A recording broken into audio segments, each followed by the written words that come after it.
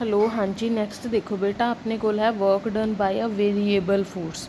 Late a particle moves from a point A to B along a plane curve under the influence of the variable force F such that O to A पहला S1 ਸੀ, ਹੁਣ distance S2 है। ठीक है।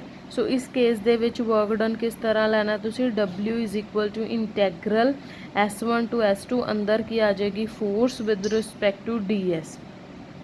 ठीक है, कितना distance change displacement change हुई उस तरीके नाल। इहदे नाल दी मैं तुहानूं एक एग्जाम्पल करवा रही हाँ। देखो, अपने को सपोज करो work done in stretching an elastic string is equal to the product of the extension and mean of the initial and final tensions. मतलब इहदे च की है कि जिहड़ा वर्क डन है वो कहंदे वो किंदे इक्वल है, product of mean of initial और फाइनल एक्सटेंशंस की है। मान के चलते हैं इनीशियल जो टेंशन है वो है T1, फाइनल टेंशन है T2। उनका मीन की हो जाएगा आ चीज़ एवरेज इनटू नाल की आ जाती है एक्सटेंशन, जिन्नी उहदे च एक्सटेंशन होएगी। ठीक है, हुण इनू सॉल्व करन दे लई असीं मन के चलते हैं कि T1 टेंशन जिहड़ी आ उस टाइम ते जिहड़ी एक्सटेंशन है वो X1 सी, T2 टाइम वेले एक्सटेंशन जिहड़ी आ वो X2 है, और L जिहड़ी आ उहदी natural length of the string है। हुण इन्ना तुहानूं पता है कि अगर L उहदी नैचुरल लेंथ है और सपोज करो उहनूं खिच्चण दे नाल स्ट्रैच करन दे नाल उहदी टोटल लेंथ वध के L प्लस X हो गई, तो उहदे च एक्सटेंशन कितनी हुई X। दैट मीनस अगर मैं इत्थे फॉर्मूला लिख we know that tension is always proportional to the extension divided by the original length. ठीक है, तो हुण वर्क डन किंदे इक्वल होएगा, lambda X upon L, X varying from X1 to X2। पहला डिसप्लेसमेंट X1 सी, बाद विच displacement जिहड़ी है पहला L प्लस X1 सीगी एक्सटेंशन, बाद विच एक्सटेंशन की होगी L प्लस X2। सो इहदे नाल अगर मैं चेंज करा तो L बाय ये बाद आ गया, अंदर आ गया एक्स स्केयर बाय 2, फ्रॉम की आ जाऊगा पॉइंट X1 तो X2।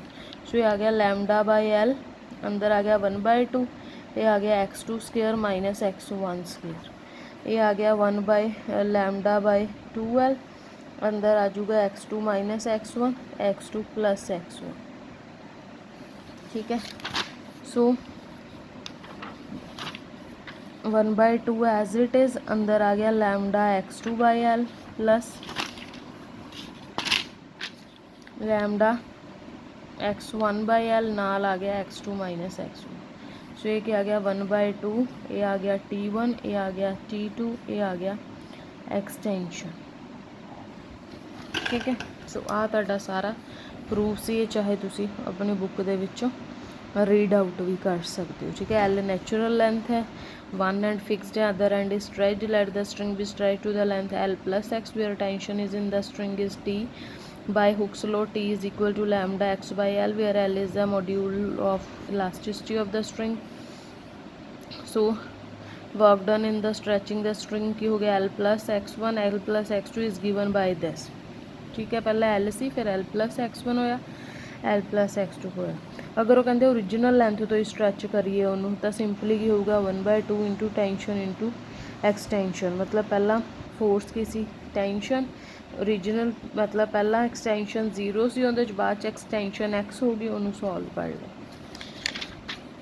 ठीक है, हुण इहदे नाल दी तुहानूं मैं एग्जाम्पल दिखानी हाँ। 5 तो कर ली सी, एग्जाम्पल नंबर 6 देखो, अ सिलेंड्रिकल कोक, ये मोस्ट इंपॉर्टेंट एग्जाम्पल है पेपर लिए, most important. A cylindrical Coke of length L, radius R is slowly extracted from the neck of a bottle। Cork की हुंदा वै ढक्कन बॉटल दा।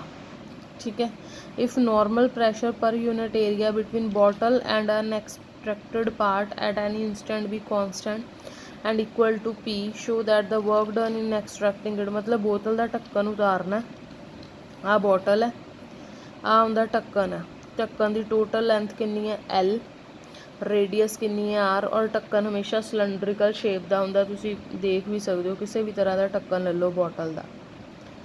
ठीक है, वो कहते किसी भी टाइम ते मन के चलते हैं X जी लेंथ है उन्ना क ढक्कन असी बाहर खोलता, कॉक extracted from the neck of the bottle. Half खोलिया हजे, एक्स खोलिया तो बाकी रिमेनिंग लेंथ जिहड़ी उहदे नाल ही हजे अटैच्ड होगी वो की होगी L minus x. So area of cork with bottle कितना आऊगा, किन्नी लेंथ से उहदे नाल एल माइनस एक्स, और एरिया ऑफ सिलेंडर हुंदा 2 पाई आर एच। नॉर्मल प्रैशर की आ गया 2 पाई आर एच इंटू पी, क्योंकि पर यूनिट प्रैशर कितना पी, तो इन्ने यूनिट ते प्रैशर इन्ना आऊगा। फिर फोर्स ऑफ फ्रिक्शन म्यू लग गया, फिर work done from 0 to L, मतलब इनिशियली 0 से एल तक उन्हें पहुँचना सी।